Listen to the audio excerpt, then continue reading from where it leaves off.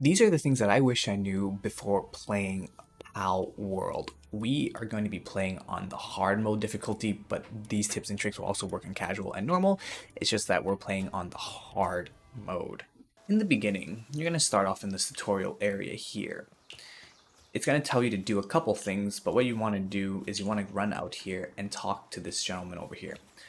This gentleman will give you 10 wood, which will get you started in your playthrough. That's a fast travel point, which allows you to be able to start off the world. Now, in the beginning, it's going to tell you to do a few things. It's going to tell you to make a bench, craft a pal sphere. This one was relatively time consuming in the beginning for me because to craft a pal sphere, what you need to do is you need to have paldium fragments.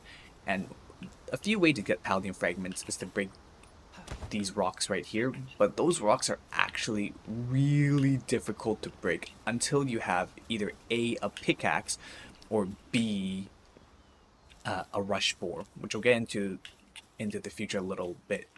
So in the beginning, instead of starting to build all your stuff, what you want to do is you want to run around the overworld and pick up the items you need. You can pick up wool, paldium, wood, berries, but what you're looking for is you're looking for paldium fragments and also stones. The reason why is because it's actually way faster to run around the overworld, grab a bunch of the materials you need, and then set up your base in a vicinity that's relatively well.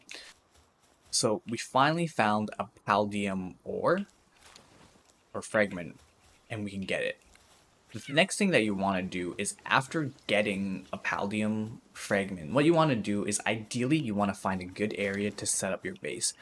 I personally believe that as a beginner, this is probably one of the better places to set up your settlement here.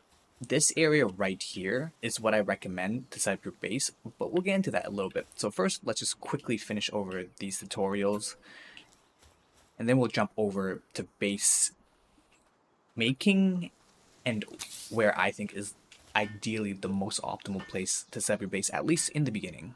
So the game is asking me to set up the PAL box, which is basically going to be a command center. Personally, I believe that the best place to build your PAL box is on this hill right here. Obviously, it's a little bit too close to that mammoth over there, so what you want to do is you want to put yourself right at the edge of this cliff and build it here. The reason why I like to build my base here is because you gain access to a lot of resources. You gain access to berries, stone, ore, which is pretty important later on, and also wood. Now, as you can see, we have actually enough items to be able to make our stone axe, our lovely pickaxe. Two items that you're going to need relatively early on is definitely going to be the stone axe and the pickaxe, because that's going to be the way to be able to gain resources efficiently. Once we get to this stage of the game, the tutorial is basically pretty simple. What you want to do is you want to go over and start capturing palmons. And the biggest thing about palmons is that these palmons, the more you capture, the more EXP you get. Each palmon, oh Jesus, stamina. Oh, don't hurt me. Each palmon has 10 uses in the sense that when you capture it, you can only gain EXP from the palmons up to 10 times. That means after you capture a palmon 10 times, you can no longer gain EXP from capturing it. This game works a little bit exponentially in the sense that the more of the same palmon you capture, the more EXP you're going to get, which is a little bit counterintuitive. We are going to hop on over to my main world and show you guys base building and how I wish I built mine a lot better. So over here, this was where I first started setting up my base. The one thing that I definitely struggled with was I should have placed my base, as I said, over here. But the next thing that's actually pretty important is just base layout. there are a lot of things this game doesn't really tell you about that I wish I knew. First and foremost, campfires. You need to build campfires in the beginning to stay warm at night.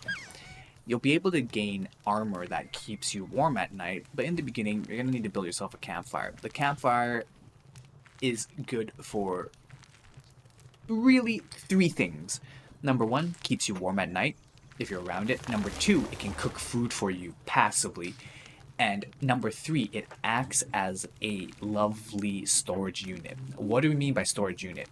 In this game, raw food and cooked food actually spoil. There's constantly a timer ticking down on your food.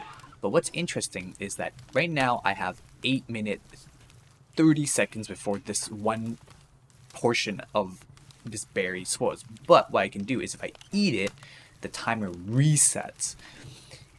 Having your food cooked and just staying on the campfire, number 1, doesn't burn it, and number 2, keeps it so that the spoil timer doesn't run down.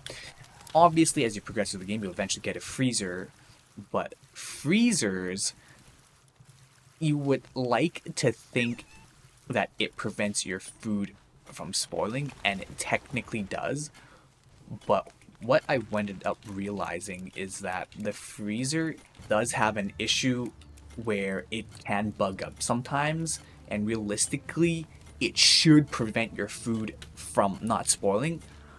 But unfortunately, for some reason, the freezer is bugged. So really right now, the only way to keep your food ever from spoiling is to put it on the fire. Now, the biggest thing to note is that even though you grab your food from out of, say, this right over here, you do run the risk of running into the issue that if you place your fire in a bad spot, you can actually end up damaging your units. What I didn't realize is by putting the campfire in the middle of my base, it was actually probably one of the worst decisions, because putting it in the center of my base is terrible since there's a lot of traffic happening. What ends up happening is your Palmon can literally stand on fire and they will start to burn. So sometimes what ends up happening is that your Palmons will end up just taking damage because they walk through the fire, and then they'll die. And what ends up happening is you'll come back to your base and you realize you have one Palmon just fainted, and you have to come back, put them in your Pal box, and have them recover, which is a little bit annoying. Oh, as you can see, look at that right there. My Hucrates just caught on fire. So that's one of the situations where you don't want to have your campfire in the middle of the base. You want to keep it farther. Now, setting up your base, you would think that just putting things randomly a little bit everywhere like this is fine. The answer to that is no, it's actually not fine. It's actually pretty bad. The reason why it's bad is because each world around here, or each item around here, actually has a hitbox. And we're getting attacked. Lovely. That's fine. Not a big deal. I'm sure my Palmons will take care of it. So each item obviously has a little hitbox, and what I didn't realize was that if you place your base in an area that's kind of clumped up and everything gets kind of held together like this, you can end up messing up the path of your Palmons by making it inefficient. Because what I realized was when I had my little home in this area, literally right beside the beds of the Palmons, my AI trajectory of these Palmons, they decide to go all the way around the house, and then they would go over to save the hot spring or the feeding basket, which was really annoying. So definitely organizing your base and making sure that your Palmons have enough room to move around is very important. The next thing that's really important is your technology. So obviously, the things that are most important right here is everything in the first 3 levels, maybe except for Repair Kit. Repair Kit is kind of useless because it can be used on repairing destroyed structures, but very rarely do your structures get destroyed, they just get damaged. However, a few standouts that are very important, that are very confusing in the beginning that you definitely want to get is A, the Common Shield. the game doesn't do a good job of explaining what the common shield is, but when, for example, I take damage, like this for example, the common shield starts to take the damage. It only has 100 health, which you think isn't a lot, but it's actually super important. The reason why the common shield is so important is it acts as a one-hit KO prevention. Say, for example, a Palmon attacks me and it does 1,300 damage. That would normally kill me since I only have 1,100 health. But what happens is if I have the shield and the Palmon hits me and I have a shield active, it takes off the shield, but all the extra damage does not get converted over to my health. So having the common shield is super important at the beginning. Stone spears are actually not that useful, at least in hard mode, because even though spears is a much better melee weapon, you're better off using arrows, bows, and ranged attacks, because number one, your Palmons are going to be doing the most damage, and number two, you don't really want to be too close to Palmons, and you need to have some distance to be able to dodge, like in Dark Souls.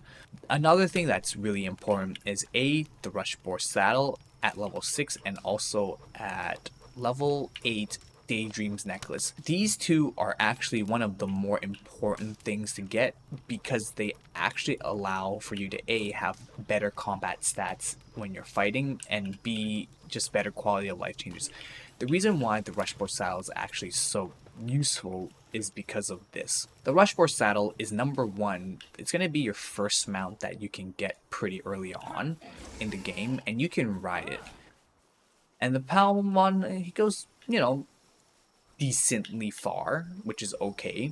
But the biggest thing is this bad boy right here. This bad boy right here is an ore.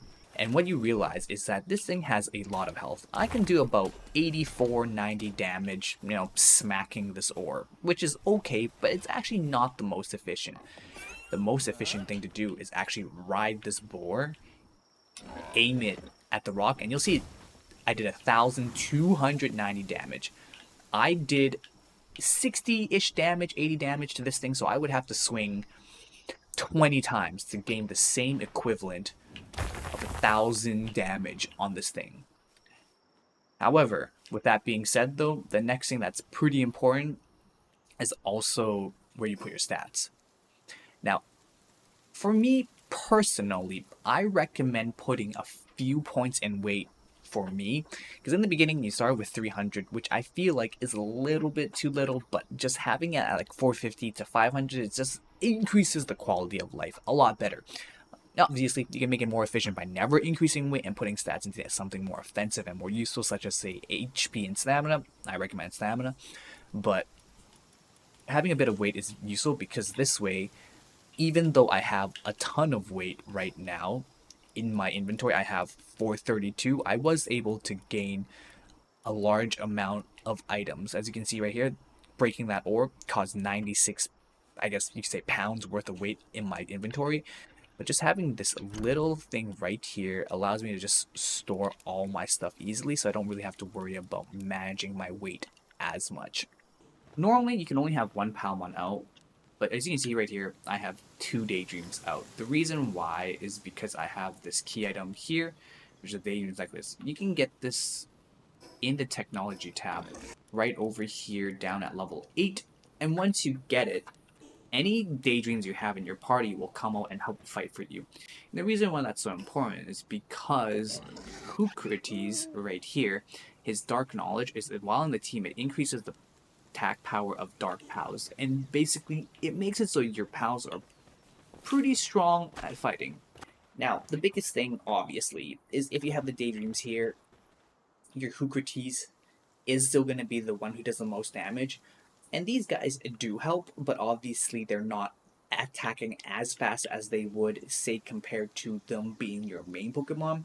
But even though they have a higher cooldown on their skills, it's still a lot better than just not having these Palmons in your inventory. These Daydreams you can get at nighttime, and they're low level, so I definitely highly recommend getting a bunch of them in the beginning, so that way you can get good traits for them. The next biggest thing is ores. Once you progress kind of to the quote-unquote mid-game, you're going to want to be able to go to a place where you can gain a lot of ores, I recommend going to the Desolate Church. And the reason why I recommend going to the Desolate Church is because once you have a rush board, your ability to be able to mine ore increases significantly.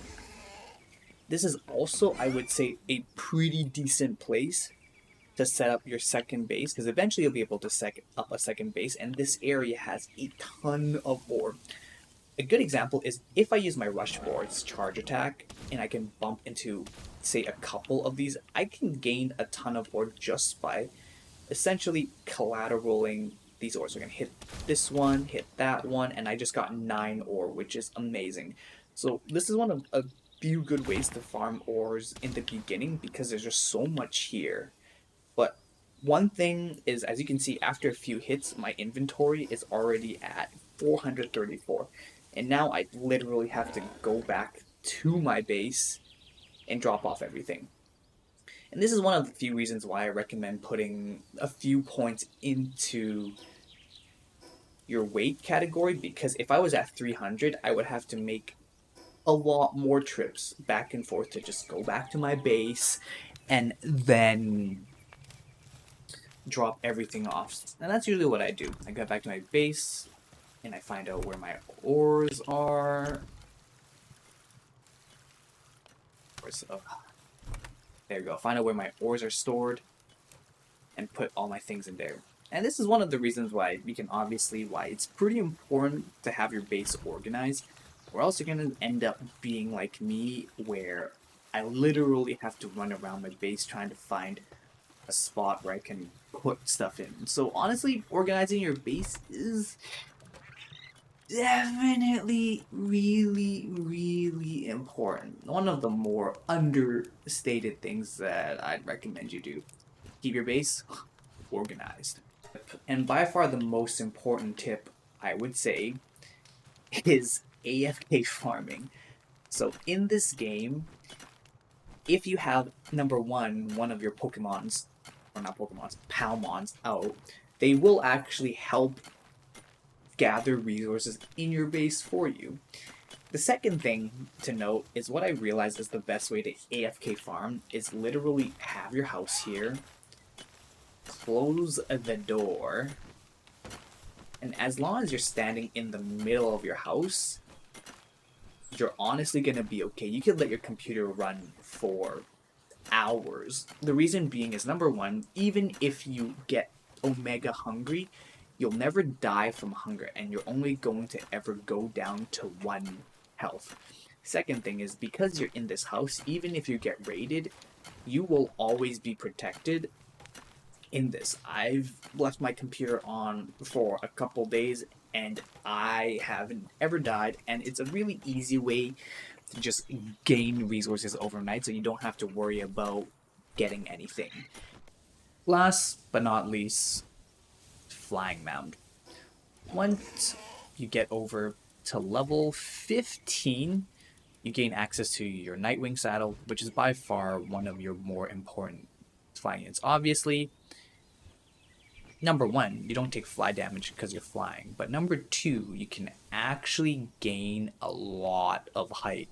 But I will say, once you get this lovely bad boy Nightwing over here, that's when you can start really opening up the map without any fear of getting too punished, because if you're ever getting pummeled by enemies, you can always just fly sky high, and even if you plummet to the ground, it's fine because you won't be taking any fall damage. And what's really cool is, because you have the bird's eye view, you can find stuff just by being in the skies because you have the high ground, like these little bad boys over here. These little bad boys, pretty useful. All they do is they increase the stats of your Palmon, and not only that though, they also make it so that you can upgrade your capture rate. And this has been my top tips and tricks for beginners for Palworld. Obviously, there's a way more resources out there, and there are a lot of tips and tricks that I hadn't had the time to get into.